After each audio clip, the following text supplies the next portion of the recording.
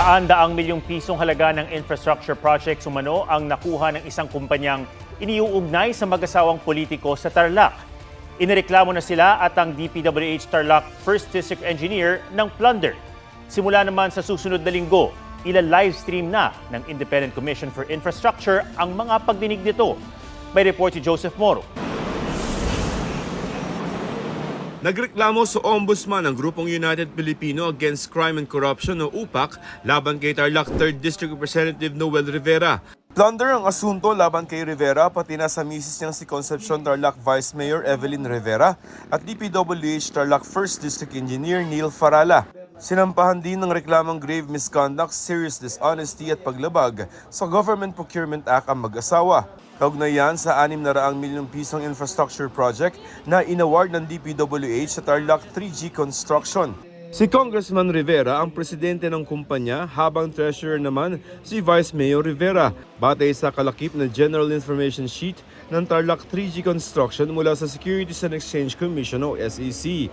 Mula 2018, 13 kontrata sa iba't ibang distrito ng Tarlac ang napunta sa naturang kumpanya. Merong mga health center, may flood control, iba-iba po. Ang na-verify ko pa lang sa 3rd District ay mga doon sa substandard na nakita ko, tsaka may GOSE, sa mga 7. Si Congressman Rivera raw mismo ang pumipirma sa kontrata bilang General Manager ng Tarlac 3G. Siya ay sitting congressman, pero siya ay contractor at ang matindi siya yung pumipirma ng mga kontrata sa DPWH. Hindi siya nag-divest, may conflict of interest, may conspiracy dito. Kasi alam niya congressman siya, alam ni district engineer na congressman siya, pero binibigyan siya ng kontrata. Pag-aaralan daw ng ombudsman ang reklamo.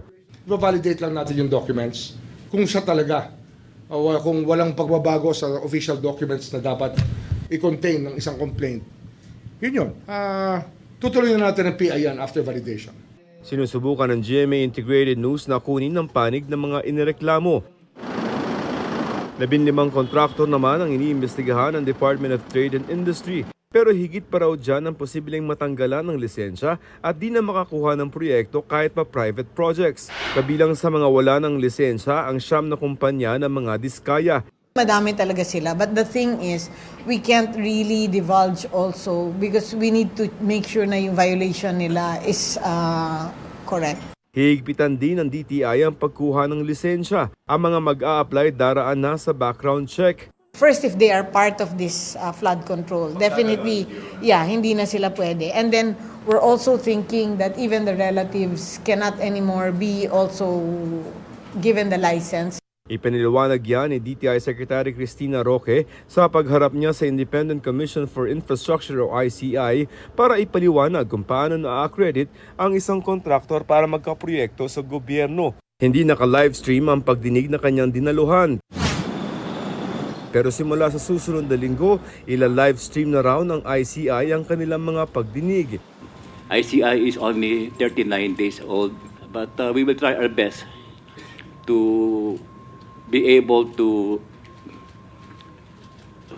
full blast investigation of all this fraud. In spite of no rules allowing us, we will now go on live stream next week once we get to be able to have the technical capability. Live streaming of the proceedings will definitely address this concern of the public.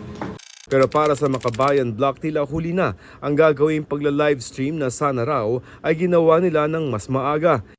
Pag-aaralan naman ng Korte Suprema ang isusumiteng alituntunin ng Sandigan Bayan para pabilisin sa 6 hanggang 8 buwan ng paglilitis sa mga kakasuhan kaugnay sa anomalya sa flood control projects. Any rules that may be proposed by any court, whether it's collegiate court, Sandigan City and CA, will have to be reviewed by the court and bank. So any suggestions or recommendations coming from the Sandigan Bayan as to expedite the cases involving flood control projects, for sure we will review immediately these rules and see to it that they are implemented properly. Iniimbestigahan din ng SC ang mga itinayong Hall of Justice na naging proyekto ng mga kontratista naka-corner ng malalaking government projects. There were projects that were included in the budget for some of our halls of justice, which were outside the judiciary's budget. And therefore, for some of them, these were built by DPWH. And as of yesterday, the Justice in charge, Justice Samuel Garland, reported briefly to the Chief Justice, and I witnessed the report, that he is looking at several projects that were funded by some contractors that were listed. Natapos naman daw ang karamihan sa mga proyekto at hindi pondo ng Supreme Court ang ginamit dito. Joseph Morong, nagbabalita para sa GMA Integrated News.